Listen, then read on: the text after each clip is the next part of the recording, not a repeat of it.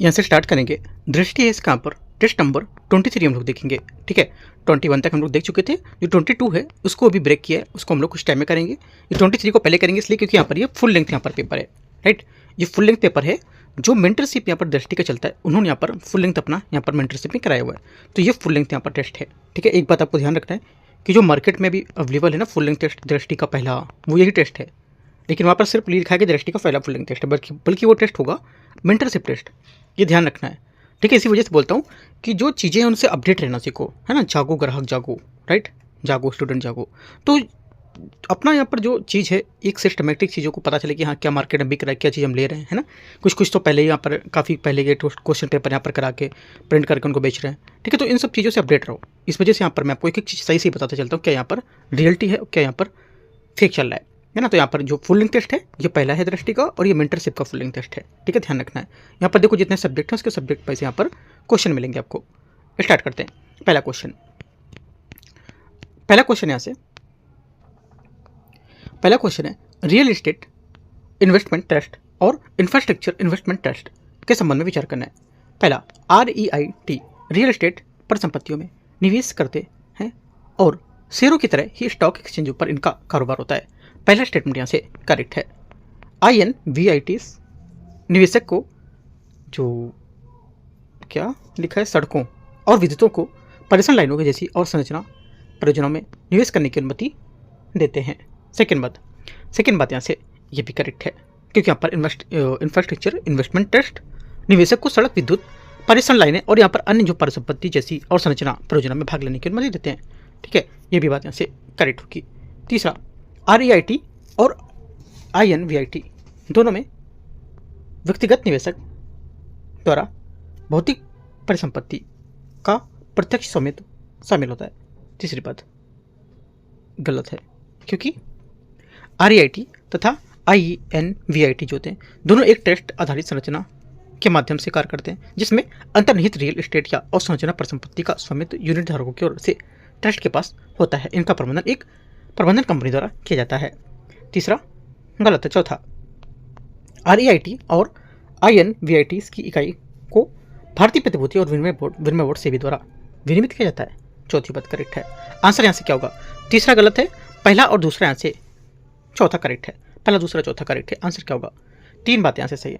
ठीक है, गलत पूछा तो एक गलत हुआ। क्वेश्चन नंबर 2, परिवर्तनीय रेपो रेट VRR के संबंध में विचार करना है। यह RBI द्वारा बैंकिंग प्रणाली में चल निधि का प्रबंधन करने के लिए प्रयुक्त किया जाने वाला एक मौद्रिक नीतिगत साधन होगा। दूसरे का पहला स्टेटमेंट यहाँ से करेक्ट है। दूसरा है RBI द्वारा निर्धारित रेपो दर के विपरीत VRR का निर्धारण बाजार आधारित नीलामी के माध्यम से किया जाता है। सेकेंड बात यह भी करेक्ट है। ठीक है, दोनों बातें यहाँ से एकदम सही है। आंसर सी यहाँ से करेक्ट होगा। ठीक है, परिवर्तनीय रेपो दर VRR RBI द्वारा बैंकिंग प्रणाली में चल निधि का प्रबंधन करने के लिए प्रयुक्त किया जाने वाला एक मौद्रिक नीतिगत साधन होता है, जो बैंकों और व्यापक अर्थव्यवस्थाओं के बीच चल निधि के प्रवाह को विनियमित करने में मदद करता है। ठीक है, ध्यान रखना है, दोनों बातें करेक्ट हैं। सी। क्वेश्चन 3, बहुपक्षीय विकास बैंक के संबंध में विचार करना है, सूचना पर विचार करना। देखते हैं। तीसरा, इसका बोल रहा है कि एशियाई विकास बैंक ADB, इसका प्राथमिक कार्य होता है कि एशिया प्रशांत में क्षेत्रों में आर्थिक विकास के लिए वित्तीय और तकनीकी सहायता प्रदान करती है, और इसमें 69 सदस्य हैं, जिसमें 50 में एशिया और प्रशांत क्षेत्र से तथा 19 बाहर से होंगे। पहली बात यहाँ से सही सम्मिलित कर रहा है। सेकेंड बात है न्यू डेवलपमेंट बैंक NDB, ये उभरते बाजार और विकासशील देशों में अवसंरचना एवं सतत विकास परियोजनाओं के लिए संसाधन का संग्रहण करता है ना। सेकेंड बात क्या होगी? सेकेंड बात भी यहाँ से करेक्ट है, और ये कोलंबिया उज्बेकिस्तान 2005 में सदस्य बने थे इसके, 2025 में। तीसरी बात है एशियाई अवसंरचना निवेश बैंक AIIB, ये एशिया और उससे बाहर क्षेत्रों में बुनियादी जो ढांचे हैं और कनेक्टिविटी परियोजनाएं उनके लिए वित्त पोषण करती है। ठीक है, ये भी बात करेक्ट है। तीनों बातें यहाँ से एकदम सही है। 1 2 3 आंसर यहाँ से तीनों सभी तीन सही है। क्वेश्चन 4 है निम्नलिखित कथनों पर विचार करना है। कथन 1, कथन 2, वित्त वर्ष 2026 में निजी उपभोग और पूंजी कम निर्माण के समर्थन से घरेलू मांग भारत की आर्थिक समृद्धि की प्राथमिक चालक रही है। चौथे का पहला स्टेटमेंट यहाँ से करेक्ट है। सेकेंड बात है वित्त वर्ष 2026 में सकल घरेलू उत्पाद GDP में निजी अंतिम उपभोग व्यय की हिस्सेदारी वित्त वर्ष 2012 के बाद से अपने उच्चतम स्तर पर पहुंच गई है। सेकेंड बात यहाँ से क्या होगा, ये भी बात यहाँ से करेक्ट है और इसकी व्याख्या भी कर रहा है। दोनों बातें एकदम सही है, ठीक है। और ये पीएफसीई मतलब जो निजी अंतिम उपभोग व्यय है, इसमें मांग के सुदृढ़ होने का संकेत देती है, जो यहाँ पर प्रत्यक्ष रूप से घरेलू मांग आधारित वृद्धि को योगदान करती है, जिससे प्रेक्षित वृद्धि प्रतिरूप की व्याख्या होती है। आंसर दोनों करेक्ट है और इसकी व्याख्या भी कर रहे हैं। क्वेश्चन 5वां, निम्नलिखित कथनों पर विचार करने। कथन 1, कथन 2, कथन 3। आरबीआई द्वारा संचालित मल्टीपल प्राइस ऑक्शन में विभिन्न सफल बोलीदाता एक ही प्रतिभूति के लिए अलग अलग कीमतों का भुगतान कर सकते हैं। पहली बात, 5वें का पहला स्टेटमेंट यहाँ से क्या होगा, ये 5वें का जो पहला स्टेटमेंट है ये यहाँ से करेक्ट होगा, ठीक है। दूसरा है मल्टीपल प्राइस ऑक्शन प्रत्येक सफल बोलीदाता को आवंटित मात्रा के लिए उसी विशिष्ट मूल्य या प्रतिफल का भुगतान करना होता है जिस पर उसने मूल रूप से बोली लगाई थी। ये भी बात यहाँ से सही होगी।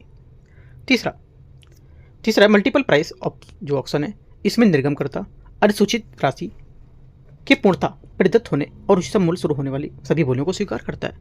तीसरी बात भी करेक्ट है, सभी बातें यहाँ से सही है। आंसर यहाँ से क्या होगा, ए इसका 5वें का करेक्ट आंसर होगा, ठीक है।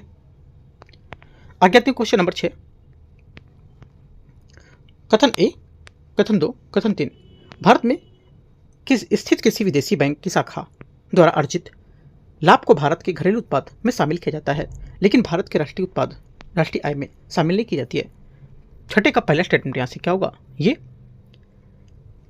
करेक्ट है। सेकंड बात है, किसी देश का घरेलू मुख्य क्षेत्र मुख्य रूप में उसकी राजनीतिक सीमाओं के द्वारा परिभाषित होता है और उसमें वायुयान या जहाज जैसी चल संपत्तियां शामिल नहीं होती हैं, जिनका संचालन निवासियों द्वारा विभिन्न देशों से बीच किया जाता है। यह बात गलत होगी, क्योंकि घरेलू क्षेत्र भौतिक क्षेत्र से अलग अलग होते हैं। इसमें देशों के निवासियों द्वारा संचालित जहाज और यान शामिल होते हैं, भले ही वे राष्ट्रीय सीमाओं से बाहर हों। सेकंड गलत होगा। भारत में सामान्य निवासी भारतीय नागरिक होना चाहिए और भारत में 1 वर्ष से अधिक समय तक रहने वाले विदेशियों को आर्थिक लेखांकन का निवासी माना जाएगा। तीसरी बात क्या होगी, तीसरी बात यहाँ से ये भी गलत है, सिर्फ पहली बात यहाँ से करेक्ट है। आंसर क्या होगा, छठे का डी यहाँ से सही आंसर होगा। छठे का डी सही आंसर है, ना तो 1 सही है ना ही 2 सही है, 3 कथन सही है, ठीक है। आगे आते हैं। अच्छा, ना ही 3 सही है, ना तो कथन 2 सही है, ना ही कथन 3 सही है ना, तो यहाँ से कथन 1 इसका सही होगा, राइट। पहला वाला सही था अपना। 7वां आते हैं, निम्नलिखित पर विचार करना है। सरकारी प्रतिभूति केंद्र और राज्य सरकारों को द्वारा राजकोषीय घाटे के वित्त पोषण के लिए जारी की गई खरीद बिक्री योग्य ऋण लिखित होती हैं। पहली बात, 7वें का पहला स्टेटमेंट करेक्ट है। सेकंड, ट्रेजरी बिल शून्य कूपन लिखित होते हैं जो छूट पर जारी किए जाते हैं और समतुल्य और सममूल में रिडीम होते हैं, जिनकी परिपक्वता अवधि 1 वर्ष से कम होती है। सेकंड बात क्या होगी, 7वें का सेकंड बात यहाँ से करेक्ट है। ट्रेजरी बिल क्योंकि यहाँ पर अल्पकालिक अवधि सरकारी प्रतिभूतियाँ जिनकी परिपक्वता 91, 182 और 364 डेज होती है, ये कूपन शून्य कूपन लिखित होते हैं, जिनका अर्थ होता है कि इन पर अत्यधिक ब्याज नहीं मिलता है और इन्हें अंकित मूल्य पर कम मूल्य पर जारी कर सकते हैं। तीसरा है, सरकारी प्रतिभूतियाँ पूर्ण रूप से जोखिम मुक्त होती हैं क्योंकि इनमें किसी प्रकार का बाजार या ब्याज दर का जोखिम नहीं होता है। तीसरा गलत है, क्योंकि सरकारी प्रतिभूतियाँ संप्रभु गारंटी होती हैं, इसमें चूक का जोखिम समाप्त हो जाता है। हालांकि इनकी बाजार कीमत ब्याज दरों में भुगतान और बदलाव से प्रभावित होती हैं और इसके वास्तविक प्रतिफल मुद्रास्फीति से प्रभावित हो सकती हैं, इसलिए पूर्ण रूप से जोखिम मुक्त नहीं होते हैं क्योंकि ये ब्याज दर जोखिम और मुद्रास्फीति जोखिम के अधीन होती है। 1, 2 सिर्फ करेक्ट है, आंसर ए। क्वेश्चन नंबर 8 है, निम्नलिखित पर विचार करना है। भारत में स्टार्टअप्स इकोसिस्टम वर्ष 2014 में केवल 4 यूनिकॉर्न से बढ़कर 120 से अधिक यूनिकॉर्न तक हो गया है, जिनका कुल वैल्यूएशन $350 मिलियन से अधिक है। 8वें का पहला स्टेटमेंट यहाँ से करेक्ट है।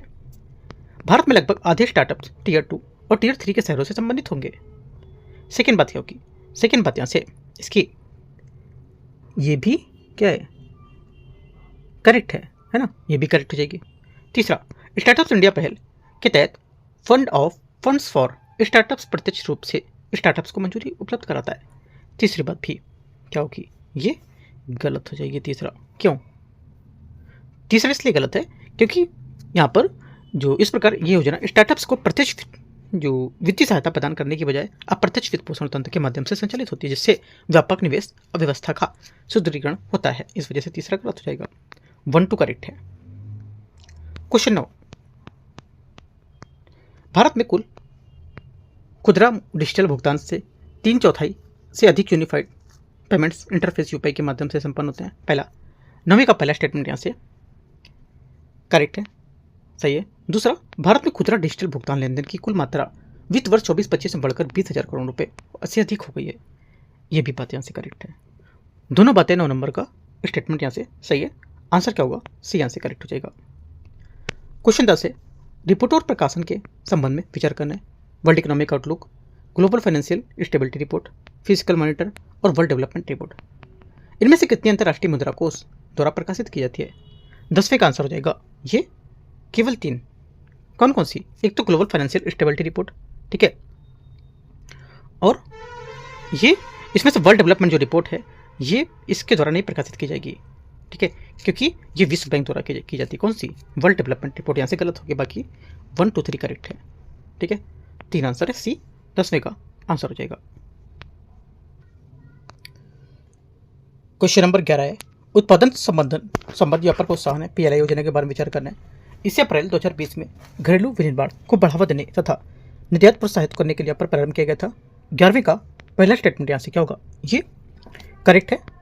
सेकेंड बात यहाँ से, ये प्रारंभ में इसे मोबाइल विनिर्माण, इलेक्ट्रॉनिक अवयव, सक्रिय फार्मास्यूटिकल सामग्री तथा चिकित्सा उपकरण जैसे क्षेत्र शामिल थे। सेकेंड बात भी यहाँ से क्या होगी, करेक्ट हो जाएगी, ठीक है। तीसरा यहाँ पर दे रखा है, वित्त वर्ष 2021 से 25 के दौरान पीएलआई समर्थित क्षेत्रों से होने वाले निर्यात की औसत वार्षिक वृद्धि दर 10% से अधिक रही है। तीसरी बात क्या होगी, तीसरी बात भी यहाँ से इसकी करेक्ट है।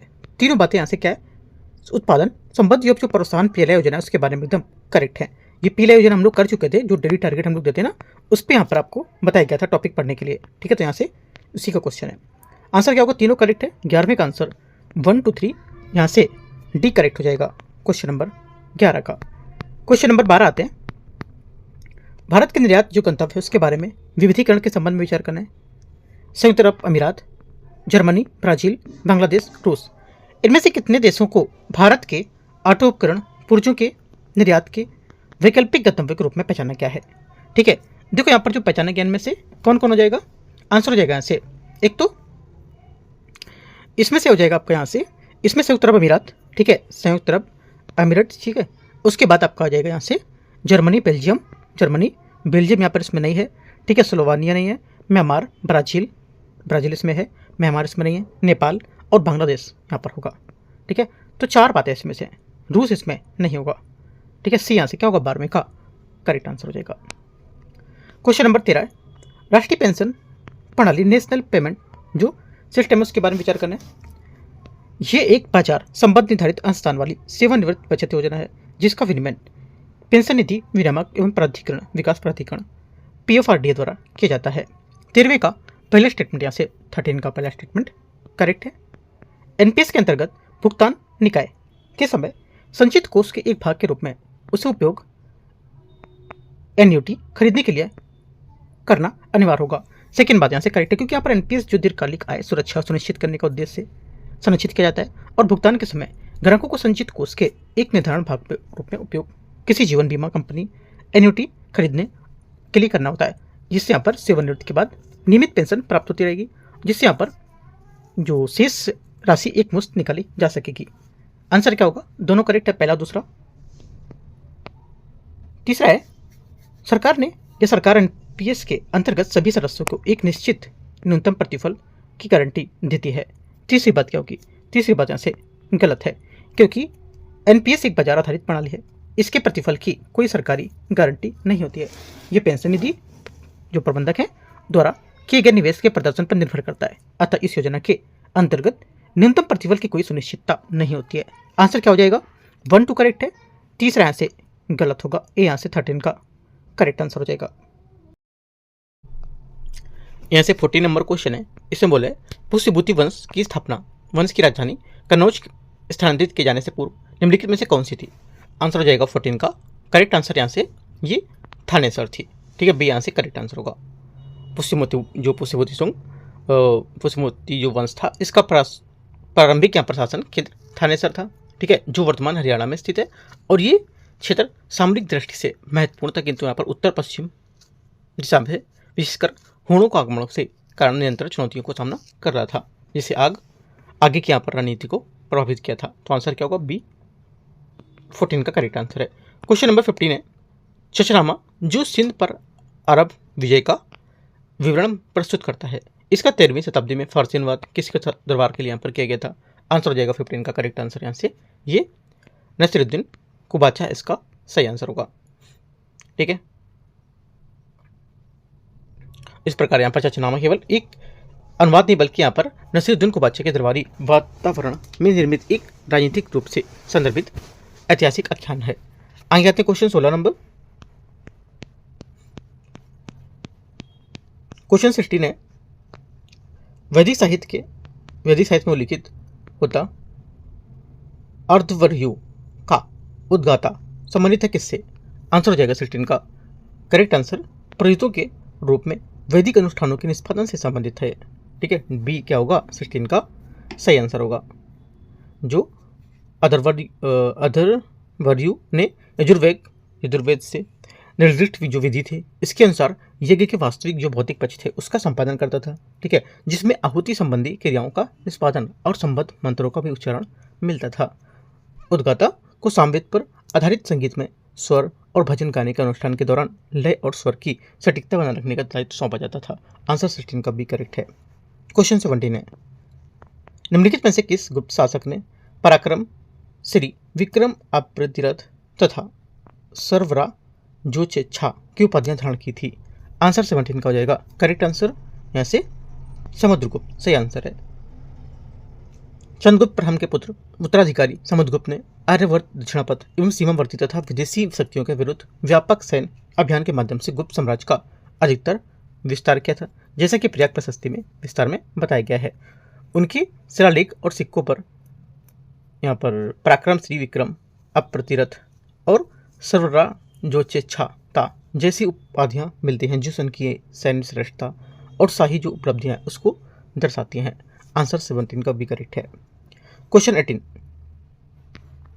निम्नलिखित सूफी संतों में से किन्हें लोकप्रिय रूप से चिराग ए दिल्ली के नाम से जाना जाता था? आंसर हो जाएगा 18 का करेक्ट आंसर ये जानते थे शेख नसीरुद्दीन महमूद को, ठीक है, शेख नसीरुद्दीन महमूद बी यहाँ से 18 का करेक्ट आंसर हो जाएगा।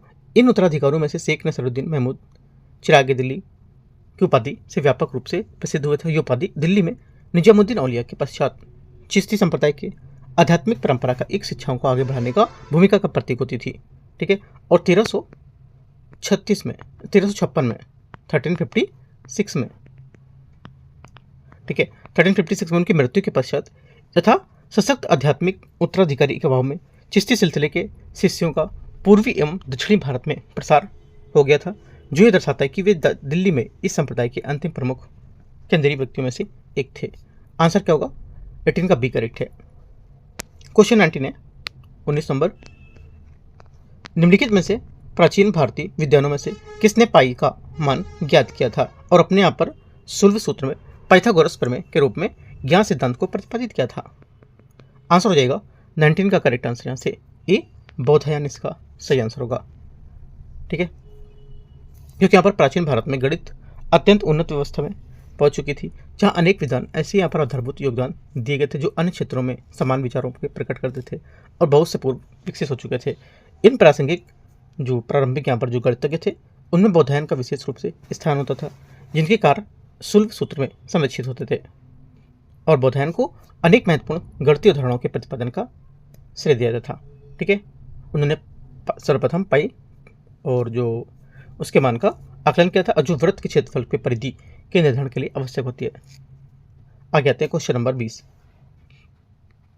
क्वेश्चन 20 है,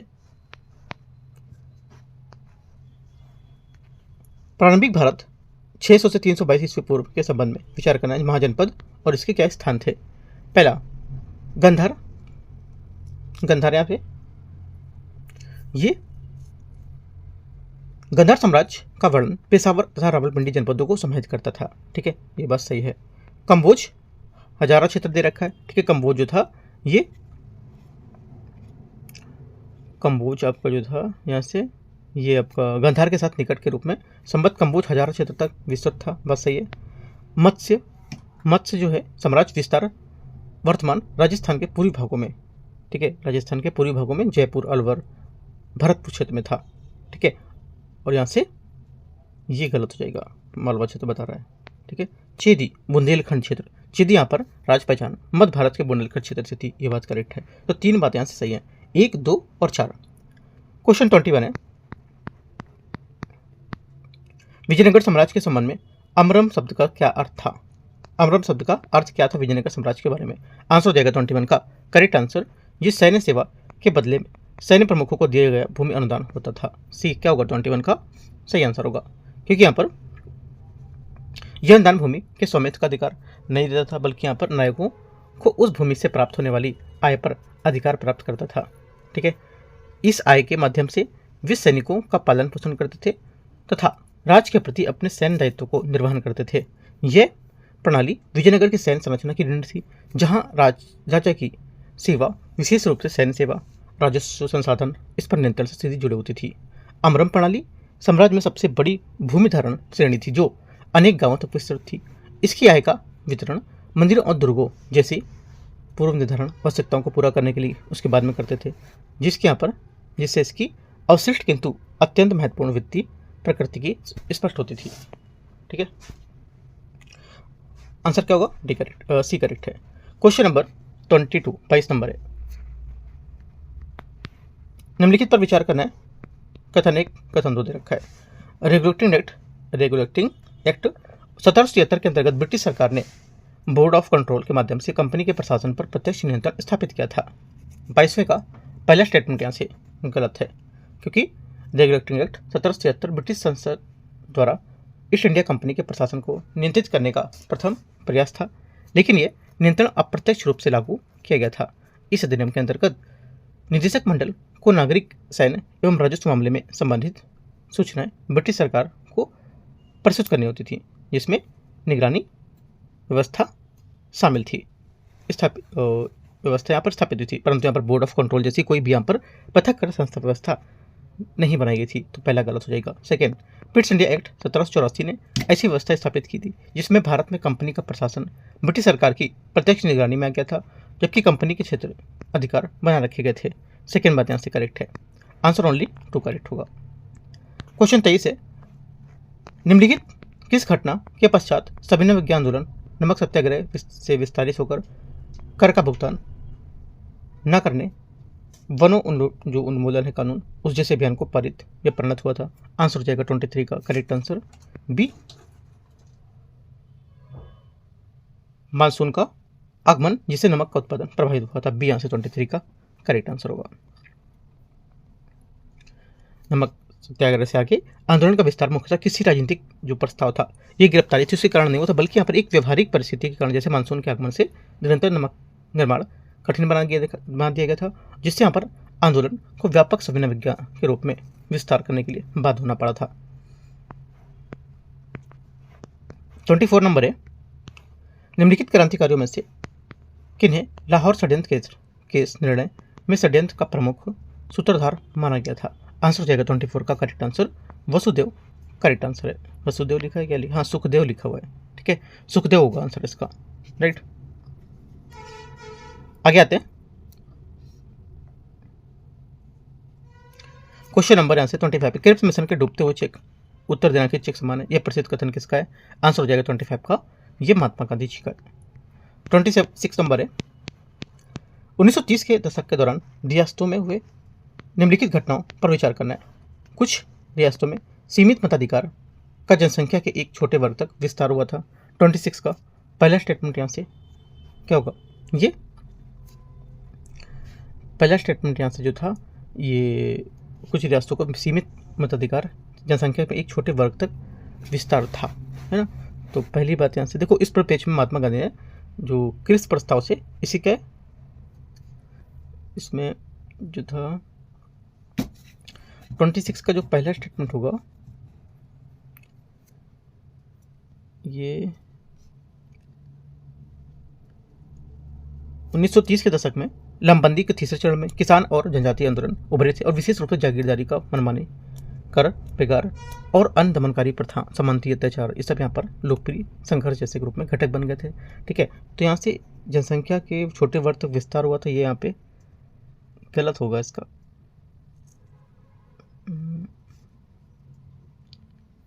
देख लेता हूँ थोड़ा सा।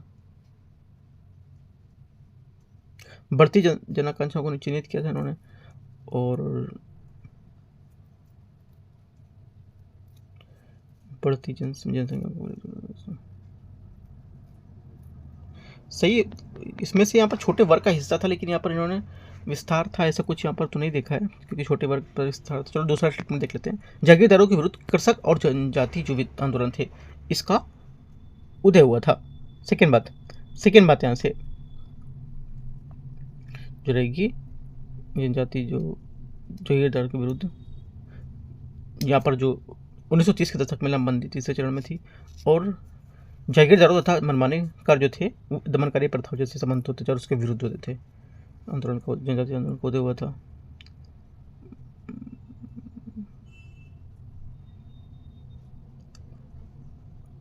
ये क्वेश्चन थोड़ा सा देख लेंगे बाद में ना, क्योंकि इसके स्टेटमेंट कुछ उल्टे दे रखे हैं, इनके स्टेटमेंट थोड़ा सा मैच नहीं कर रहे हैं।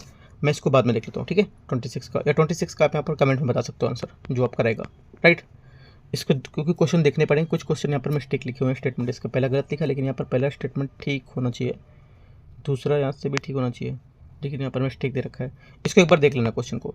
आगे आते हैं 27 नंबर। निम्नलिखित व्यक्तियों पर विचार करना है।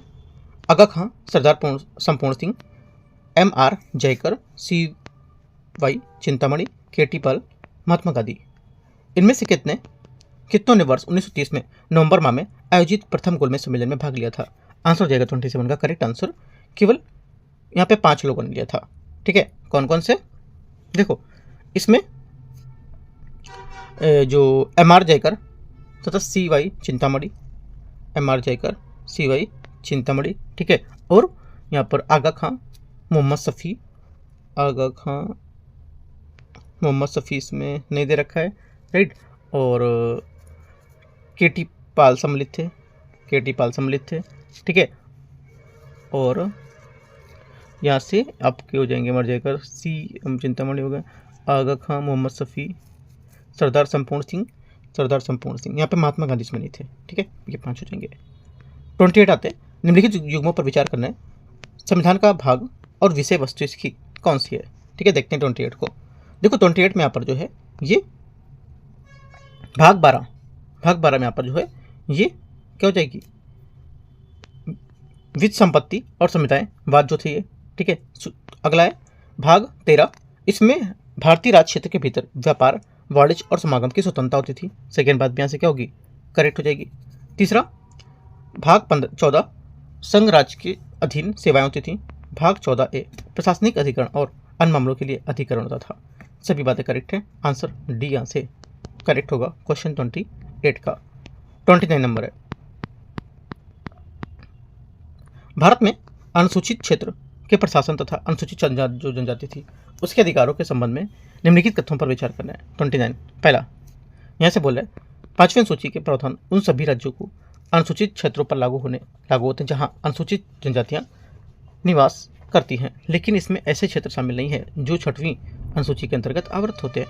पहला क्या होगा, 29 का पहला स्टेटमेंट यहाँ से करेक्ट होगा। सेकेंड, राज्यपाल को अनुसूचित क्षेत्रों में शांति तथा सुशासन सुनिश्चित करने हेतु विनिमय बनाने की शक्ति प्राप्त है। सेकेंड बात क्या होगी, सेकेंड बात यहाँ से ये भी करेक्ट है, दोनों बातें यहाँ से करेक्ट है। सी 29 का। क्वेश्चन 30 है, लोकसभा अध्यक्ष उपाध्यक्ष के संबंध में विचार करना है। लोकसभा अध्यक्ष को सदन के तत्कालीन सभी सदस्यों के बहुमत से पारित प्रस्ताव द्वारा पद से हटाया जा सकता है और ऐसे प्रस्ताव के लिए पूर्व सूचना आवश्यक है। 30 का पहला स्टेटमेंट यहाँ से करेक्ट है। सेकेंड, उपाध्यक्ष जो सदन की बैठक की अध्यक्षता तब भी कर सकते हैं जब उनको पद से हटाने का प्रस्ताव विचाराधीन हो। सेकेंड बात भी करेक्ट होगी। तीसरा, अध्यक्षता करते समय अध्यक्ष पहले मतदान नहीं कर सकते या नहीं करते हैं, किंतु मतों के समान होने पर स्थिति में निर्णायक मत का प्रयोग करेंगे। तीसरी बात यहाँ से क्या होगी, तीसरी बात यहाँ से 30 को जो रहेगा ये सेकंड बात गलत है, तीसरी बात करेक्ट है। सेकंड इसलिए गलत है क्योंकि यहाँ पर जो उपाध्यक्ष ही होता है, उपाध्यक्ष का पद हटाने पर प्रस्ताव विचाराधीन होता है तो सदन की कार्रवाई में अध्यक्षता नहीं करता है, ये बात गलत हो जाएगी। ठीक है, और ऐसी स्थिति में सदन की अध्यक्षता अध्यक्ष या किसी अन्य सदस्य द्वारा की जाएगी। ओनली 1 3 करेक्ट होगा, आंसर यहाँ से ए करेक्ट है। 31 है, निम्नलिखित पर विचार करना है। संघ और राज्य के बीच विधायी जो शक्तियां उसके वितरण के संबंध में परिवर्तित करने वाला संशोधन होता है। 31 का पहली बात यहाँ से करेक्ट है। ठीक है, दूसरा, राज्य के नीति निर्देशक तत्व को प्रभावित करने वाला संशोधन। सेकेंड बात यहाँ पर यह कि वो बोला कि इनमें से कितने संशोधन जो हैं ये भारत के संविधान के अनुच्छेद 368 के तहत कम से कम आधे राज्यों के विधानमंडल को द्वारा अनुमोदित करने की आवश्यकता होती है। पहली बात तो सही हो गई, दूसरी बात यहाँ से ये गलत हो जाएगी, दूसरी बात सही नहीं है क्योंकि राज्य के नीति जो निर्देशक तत्व होते हैं भाग 4 में संशोधन केवल संसद के विशेष बहुमत से ही किया जा सकता है और इसके लिए राज्यों की स्वीकृति आवश्यक नहीं होती है क्योंकि इससे अप्रत्यक्ष नहीं प्रत्यक्ष रूप से वित्त जो संघीय ढांचा होता है उससे प्रभावित नहीं होता है। ठीक है, ये गलत होगा। तीसरा, भारत के राष्ट्रपति के निर्वाचन से संबंधित संशोधन, ये बात करेक्ट है, तीसरा सही है। 1 और 3 सही है, आंसर क्या होगा? सी यहाँ से करेक्ट आंसर है। क्वेश्चन नंबर 32 32 नंबर है, सर्वोच्च न्यायालय और उच्च न्यायालय के रिट अधिकारिता के संबंध में विचार करना है।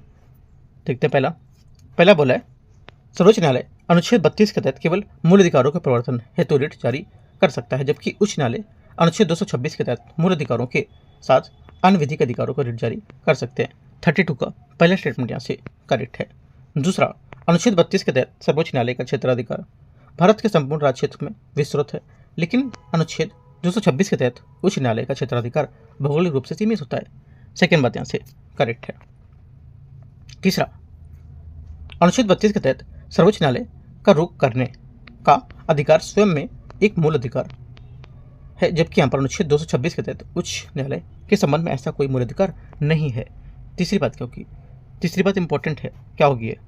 ये यहाँ से जो स्टेटमेंट रहेगा ये करेक्ट भी है, सही है ना? आंसर क्या होगा? आंसर हो जाएगा 32 का सभी बातें यहाँ से क्या है? करेक्ट है। 1 2 3। क्वेश्चन नंबर 33 है, राष्ट्रपति के राज्यपाल के अध्यादेश जारी करने की शक्ति के संबंध में विचार करना है। देखते हैं 33 को। पहला, इसमें बोला है राष्ट्रपति या राज्यपाल द्वारा जारी किए गए अध्यादेश का क्रमशः संसद या राज्य विधानमंडल के अधिनियम के समान ही बल और प्रभाव होता है। 33 का पहला स्टेटमेंट यहाँ से करेक्ट है। दूसरा, अध्यादेश जारी करने के लिए राष्ट्रपति या राज्यपाल की संतुष्टि न्यायिक समीक्षा के दायरे से उसमें नहीं आएगी। सेकेंड बात गलत है, ठीक है, क्योंकि यहाँ पर इस संदर्भ में राष्ट्रपति या राज्यपाल की संतुष्टि पूर्णतः न्यायिक समीक्षा से परे नहीं है। तीसरी बात यहाँ से, किसी ने अध्यादेश को विधानमंडल के पुनः सत्रारंभ के 6 सप्ताह के भीतर अनुमोदित किया जाना आवश्यक होता है, अन्यथा उसका क्रियान्वयन स्वतः निरस्त हो जाता है। तीसरी बात यहाँ से क्या होगी? ये करेक्ट है। आंसर 1 और 3 सही है, ये यहाँ से आंसर होगा। 34 है, भारतीय संविधान की 6वीं सूची के संबंध में विचार करना है। 6वीं सूची के तहत स्वायत्त जिला परिषद को भूमि वन संरक्षित वनों को छोड़कर तथा स्थानांतरित जो कृषि विषय उस पर विधि निर्माण की शक्ति होती है। पहला करेक्ट है क्योंकि 6वीं सूची असम, मेघालय, त्रिपुरा और मिजोरम में जनजातीय क्षेत्रों के प्रशासन का प्रावधान करती है और जहां स्वायत्त जिला परिषद के माध्यम से शासन किया जाता है जिन्हें विधायी, प्रशासनिक एवं न्यायिक शक्तियां प्राप्त होती हैं। पहला करेक्ट है। सेकेंड, 6वीं सूची के अंतर्गत स्वायत्त जिला परिषद को द्वारा निर्मित विधि के प्रभाव होने के लिए राज्यपाल की स्वीकृति आवश्यक होती है। सेकेंड बात ये भी करेक्ट है। स्वायत्त जिला परिषद को निर्दिष्ट विषय के लिए ग्राम न्यायालय के माध्यम से न्याय प्रदान करने की शक्ति प्राप्त है और यहाँ पर उच्च न्यायालय के क्षेत्राधिकार उसके अधीन होती है। तीसरी बात यहाँ से करेक्ट है। 1 2 3 सभी करेक्ट है। 34 का आंसर क्या होगा? डी यहाँ से सही आंसर है। 35 है, संसद के स्थगन सत्रावसान विघटन के संबंध में विचार करना है। स्थगन सदन की एक बैठक को समाप्त करता है तथा सदन के समक्ष लंबित विधेयक अथवा अन्य कार्यों को प्रभावित नहीं करता है। 35 का पहला स्टेटमेंट यहाँ से क्या होगा? ये करेक्ट है। दूसरा, सत्रावसान सदन के एक सत्र को समाप्त करता है जिससे यहाँ पर सदन के समक्ष लंबित सभी विधेयक व्यवगत हो जाते हैं। सेकेंड बात यहाँ से गलत है क्योंकि सत्रावसान सदन के एक सत्र का औपचारिक समापन हो जाता है किंतु इससे लंबित विधेयकों को व्यवगत नहीं होते हैं। विधेयक लंबित रहते हैं और आगामी सत्र में पुनः लिए जा सकते हैं। यद्यपि सत्रावसान पर भी लंबी सूचनाएं व्यवगत हो जाती हैं और अगले सत्र के लिए पुनः नई सूचनाएं देनी पड़ती हैं। सेकेंड बात गलत होगी। तीसरा, लोकसभा का विघटन होने पर लोकसभा में लंबित सभी विधेयक व्यवगत हो जाते हैं। तीसरी बात करेक्ट है। आंसर, लोकसभा भंग होने से सदन का कार्यकाल समाप्त हो जाता है तथा लोकसभा में लंबित या लोकसभा द्वारा पारित लेकिन राज्यसभा में लंबित विधेयक निरर्थक हो जाते हैं। हालांकि राज्यसभा में लंबित किंतु लोकसभा द्वारा पारित नहीं किए गए विधेयक निरर्थक नहीं होते हैं। आंसर क्या होगा? 1 और 3 करेक्ट है, सी। क्वेश्चन 36 है, 44वें संविधान संशोधन अधिनियम 1978 जो है उसके संबंध में विचार करना है। इसने राष्ट्रीय आपातकाल की उद्घोषणा के लिए केंद्रीय मंत्रिमंडल की लिखित सिफारिश का अनिवार्य बना दिया था। 36 का पहला स्टेटमेंट यहाँ से क्या होगा? करेक्ट है। इसने यह प्रावधान किया कि राष्ट्रीय आपातकाल के दौरान अनुच्छेद 20 एवं 21 के अंतर्गत मूल अधिकारों को निलंबित नहीं किया जा सकता है। सेकेंड बात यहाँ से करेक्ट है। तीसरा, इसने संपत्ति के अधिकार को संविधान के भाग 3 के अंतर्गत मूल अधिकार के रूप में पुनर्स्थापित किया था। तीसरी बात गलत है क्योंकि यह संशोधन संपत्ति के अधिकार को भाग 3 से हटाकर अनुच्छेद 301 के अंतर्गत एक विधि के अधिकार के रूप में स्थापित करता है, ना कि उसे पुनः मूल अधिकार के रूप में बहाल करता है। 1 2 करेक्ट है। आंसर क्या होगा? आंसर ए यहाँ से सही होना चाहिए। ये करेक्ट है। क्वेश्चन 37 है, निम्नलिखित पर विचार करना है। बोर्ड पर कॉफी बोर्ड, रबर बोर्ड, तंबाकू बोर्ड, ठीक है, चाय, मसाला। इनमें से वाणिज्यिक उद्योग मंत्रालय वाणिज्य विभाग के अंतर्गत स्थापित वैधानिक कमोडिटी बोर्ड में से कितने सम्मिलित किए गए हैं? आंसर हो जाएगा 37 का, जिसमें से सम्मिलित किए गए यहाँ पर सभी पांचों, ठीक है, सभी पांचों। यहाँ पर क्या वाणिज्यिक एवं उद्योग मंत्रालय के अंतर्गत 5 वैधानिक कमोडिटीज विद्यमान है जिन्हें संसद के विशिष्ट अधिनियम के माध्यम से स्थापित किया गया था। 38 है, सिद्धांत और इसके मुख्य बिंदु। मूल ढांचा का सिद्धांत, ठीक है, मूल ढांचा का सिद्धांत है 38। इसका पहला स्टेटमेंट यहाँ से करेक्ट है। संसद की संविधान की कुछ मूलभूत विशेषताओं का संशोधन नहीं कर सकती है।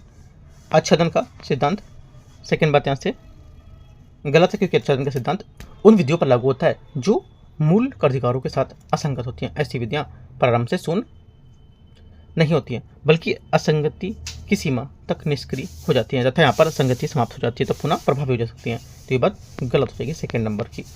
थर्ड स्टेटमेंट यहाँ से आते हैं। तीसरा इसमें बोला है कि पृथक्करण का जो सिद्धांत है, पृथक्करण सिद्धांत यह प्रावधान करता है कि किसी विधि का केवल एक भाग असंवैधानिक है तो केवल उसी भाग को निरस्त किया जाएगा ताकि विशेष विधि बनी रहे। तीसरी बात यहाँ से करेक्ट है और पहला करेक्ट होगा, दूसरा गलत है। सार और तत्व का सिद्धांत, चौथा यहाँ से स्टेटमेंट ये भी करेक्ट है। आंसर 1 3 4 सही है। 1 3 4 सही, तो आंसर क्या होगा? 3 बातें करेक्ट है। आगे आते हैं क्वेश्चन नंबर 39। भारतीय संविधान के आर्टिकल 143 कथनों पर विचार करना है। राष्ट्रपति लोक महत्व के किसी भी कानूनी तथा तथ्यात्मक प्रश्न पर सर्वोच्च न्यायालय की सलाह प्राप्त कर सकता है और प्रश्न न्यायालय की सलाह देने के लिए बाध्य होता है। 39 का पहला स्टेटमेंट यहाँ से गलत हो जाएगा, पहला सही नहीं है क्योंकि भारतीय संविधान का आर्टिकल 143 के अंतर्गत सर्वोच्च न्यायालय की परामर्शदात्री अधिकारिता का प्रावधान करता है जिसके माध्यम से राष्ट्रपति विधि या तख्त ऐसे प्रश्नों को लोक महत्व की हो उसके न्यायालय के मत के हेतु संदर्भित कर सकता है। यह तंत्र न्यायपालिका को जटिल संवैधानिक विषयों पर विवाद और आरंभ किए गए मार्गदर्शन को सुविधा प्रदान करता है। पहला गलत होगा। सेकेंड, इसने आर्टिकल 143 के तहत सर्वोच्च न्यायालय द्वारा दी गई सलाह को राष्ट्रपति के लिए बाध्यकारी नहीं होती है। सेकेंड बात यहाँ से करेक्ट होगा क्योंकि पर इसके अंतर्गत सर्वोच्च न्यायालय के प्रत्येक संदर्भ में अपना मत देने के लिए बाध्य नहीं होगा, ठीक है, और ये यदि वह किसी विषय पर अनुपयुक्त समझता है तो उत्तर देने से इनकार कर सकता है। ओनली टू करेक्ट, बी 39 का आंसर है। क्वेश्चन 40 है, भारतीय संविधान की प्रस्तावना के संबंध में विचार करना है। प्रस्तावना संविधान का एक भाग है और इसे अनुच्छेद 368 के अंतर्गत संशोधित किया जा सकता है। 40 का पहला स्टेटमेंट यहाँ से क्या होगा? ये करेक्ट है। सेकेंड, प्रस्तावना को राज्य द्वारा विधि निर्माण हेतु शक्तियों के स्रोत के रूप में उपयुक्त किया जा सकता है, यह प्रयुक्त किया जा सकता है। सेकेंड गलत है क्योंकि प्रस्तावना या राज्य सरकार के किसी भी अंग को या किसी भी अंग के लिए शक्ति का स्रोत नहीं होगा, यह केवल संविधान को समझने की कुंजी के रूप में कार्य करेगी और शक्तियाँ मूल प्रावधानों से ही प्राप्त की जानी चाहिए। सेकेंड गलत है। तीसरा, प्रस्तावना में संविधान का मूल ढांचा निहित होगा, तीसरी बात करेक्ट है क्योंकि प्रस्तावना संविधान के आधारभूत मूल्यों और मूलभूत विशेषताओं जैसे संप्रभुता, लोकतंत्र, धर्मनिरपेक्षता और न्याय को प्रतिनिधित्व करती है जिन्हें मूल संरचना का भाग मानते हैं। आंसर 1 और 3 करेक्ट है, तो 40 का बी। 41, भारत में वित्त विधेयक के संबंध में विचार करना है। वित्त विधेयक आगामी वित्त वर्ष के लिए सरकार के लिए वित्तीय जो प्रयास है, प्रस्ताव है, उसको प्रभावी बनाने के हेतु प्रतिवर्ष प्रस्तुत किया जाता है और इसे धन विधेयक बनाता है। 41 का पहला स्टेटमेंट यहाँ से करेक्ट है। जो विनियोग विधेयक है, इसकी तरह वित्त विधेयक में कोई संशोधन प्रस्तुत नहीं किया जा सकता है। सेकेंड बात यहाँ से गलत है, क्योंकि वित्त विधेयक जो होता है ये विनियोग विधेयक जितना कठोर नहीं होता है, क्योंकि इसमें विधेयक में कर को अस्वीकार करने या कम करने के लिए संशोधन की अनुमति होती है। सेकेंड गलत हो गया। तीसरा, वित्त विधेयक को 75 दिनों के भीतर 75 दिनों के भीतर अधिनियमित किया जाना चाहिए। तीसरी बात करेक्ट है। वित्त विधेयक जो होता है, वित्त अधिनियम बजट के पक्ष को वैधता प्रदान करता है और अधिनियमित प्रक्रिया को पूर्ण करता है। चौथी बात गलत है, क्योंकि यहाँ पर वित्त अधिनियम केवल बजट के आय पक्ष को कानूनी मान्यता प्रदान करता है और इस प्रकार बजट में लागू करने की प्रक्रिया पूरी होती है और ये व्यय पक्ष को कानूनी मान्यता नहीं देता है। आंसर क्या होगा? 1 और 3 सही है। 1 और 3 सही है, तो ए यहाँ से आंसर होगा। क्वेश्चन नंबर 42, 42 नंबर क्वेश्चन है 42। निम्नलिखित पर देशों पर विचार करना है। बांग्लादेश, नेपाल, मालदीव, म्यांमार, श्रीलंका, इनमें से कितने देश बहुउद्देशीय तकनीकी और आर्थिक सहयोग के लिए बंगाल की खाड़ी बेमिस्टिक के सदस्य हैं? 42 का आंसर हो जाएगा यहाँ से। इनमें से केवल 1 2 3 4 4 यहाँ पर होंगे। कौन कौन से? देखो यहाँ पर भारत बांग्लादेश, नेपाल म्यांमार और श्रीलंका। मालदीव इसमें नहीं होगा, इसमें थाईलैंड भी होता है। अच्छा, श्रीलंका भी होता है ना। भारत बांग्लादेश हो गया, नेपाल हो गया, म्यांमार हो गया, श्रीलंका हो गया, मालदीव नहीं होगा, है ना, मालदीव नहीं होगा, थाईलैंड होता है इसमें। केवल यहाँ पर 4 करेक्ट है। 43 है, अफ्रीकी संघ एजेंडा 2063 के संबंध में निम्नलिखित कथन पर विचार करना है। ये वर्ष 2013 से 2063 तक की अवधि तक कवर करने वाला 50 वर्षीय विकास ढांचा होगा। 43 का पहला स्टेटमेंट यहाँ से क्या होगा? ये करेक्ट है। दूसरा है, एजेंडा 2063 का क्रियान्वयन 5 वर्षीय क्रियान्वयन योजनाओं के माध्यम से किया जाता है। सेकेंड बात यहाँ से क्या होगी इसकी? सेकेंड बात यहाँ से ये गलत है, क्योंकि एजेंडा 2063 का क्रियान्वयन हेतु अफ्रीकी संघ ने एक क्रमिक वर्षीय क्रियान्वयन योजना की संरचना निर्धारित की थी और ये योजना प्रमुख गतिविधियों की पहचान करती है और सुनिश्चित करती है कि परिवर्तनकारी परिणाम मापनीय हो। इस ढांचे में 5 वर्षीय योजनाओं को कोई प्रावधान नहीं होगा। सेकेंड गलत हो जाएगा। 43 का एक यहाँ से करेक्ट है।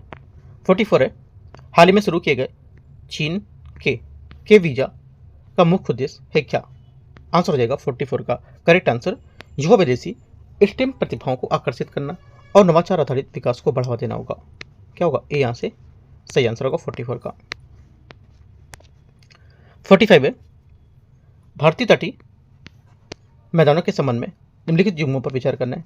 कोंकण तट 45, कोंकण तट जो है ये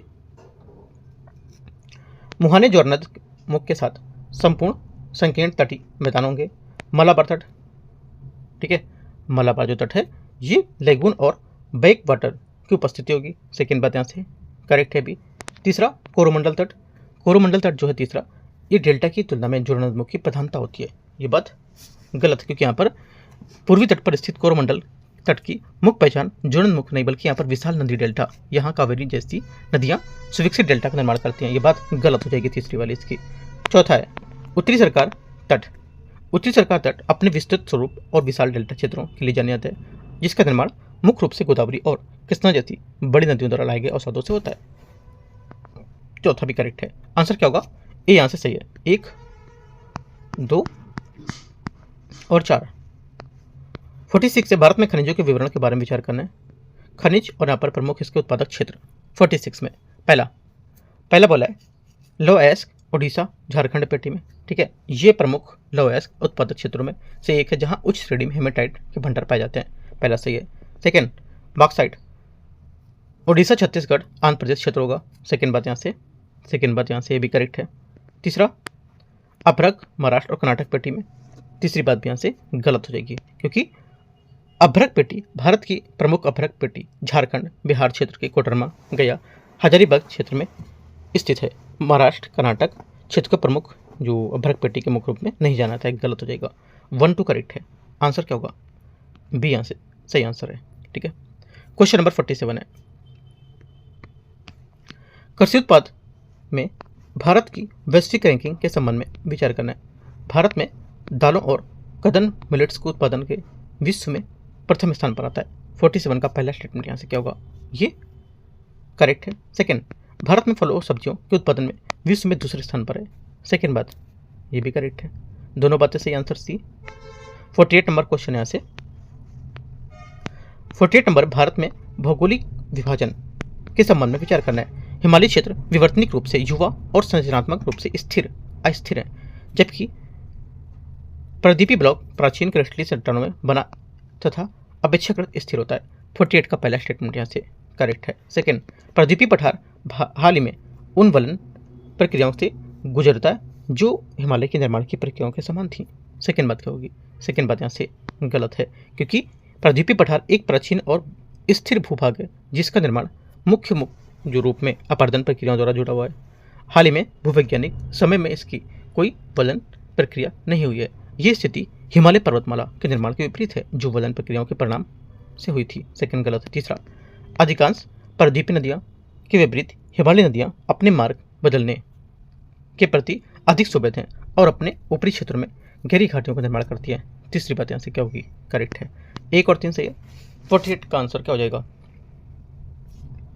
1 और 3 करेक्ट है, तो 48 का आंसर सी यहाँ से सही है। 49 नंबर है,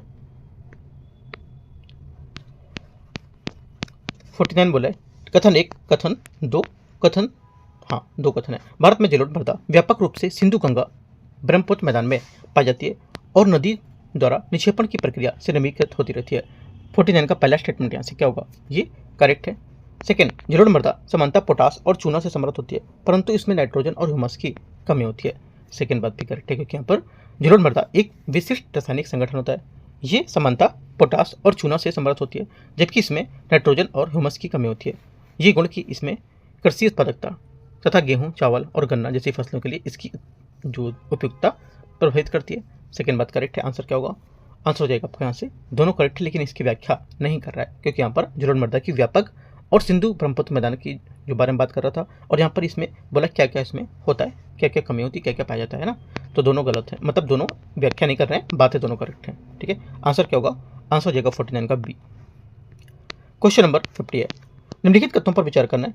कथन 1, कथन 2, दक्षिण पश्चिम मानसून में के दौरान गर्म हुई स्थल भूमि पर निम्न दाब के विकास के कारण पवनें महासागर से स्थल की ओर प्रवाहित होती हैं। पहला 50 का पहला स्टेटमेंट यहाँ से करेक्ट है। दूसरा, इस अवधि के दौरान हिंद महासागर अपेक्षाकृत ठंडा रहता है और स्थल की तुलना में उच्च दाब का क्षेत्र विकसित होता है। सेकेंड बात क्या होगी, सेकेंड बात यहाँ से ये भी करेक्ट है, दोनों बातें यहाँ से सही हैं और इसकी व्याख्या भी कर रहे हैं, ये यहाँ से करेक्ट आंसर होगा। ठीक है, तो इस टाइप से हम लोग आज यहाँ पर 50 क्वेश्चन ही कवर करेंगे। ठीक है, और हम लोग आगे जो पार्ट देखेंगे वो 51 से 100 क्वेश्चन तक हम लोग यहाँ पर कवर कर लेंगे। राइट, तो यहाँ से 50 क्वेश्चन कवर होते हैं, और बाकी कुछ डाउट है आप नीचे कमेंट पूछ सकते हो। और यहाँ पर जितने टॉपिक आ रहे हैं, जैसे कि यहाँ पर भौगोलिक विभाजन क्या होता है, भारत का भौगोलिक विभाजन क्या होगा, भारत के तटीय मैदान है क्या होते हैं वो, है ना, उनके बारे में पढ़ना है। जितने यहाँ पर टॉपिक आए उन सब टॉपिक को आपको यहाँ से जाके कवर करना है, जैसे कि अफ्रीकी संघ एजेंडा क्या है, राइट, कृषि उत्पादन में भारत की वैश्विक रैंकिंग, तो कृषि उत्पादन के बारे में देखो क्या है। तो जितने भी टॉपिक हैं वो सब टॉपिक की पूरी लिस्ट बना लो, आप लिस्ट करके आप पूरे टॉपिक को लर्न करो इन सबको, तब तो आपका टेस्ट यहाँ पर अच्छा रहेगा करने के लिए। तो यहाँ से एंड करते हैं, बाकी कोई डाउट रहेगा अपने नीचे कमेंट में पूछोगे। ठीक है।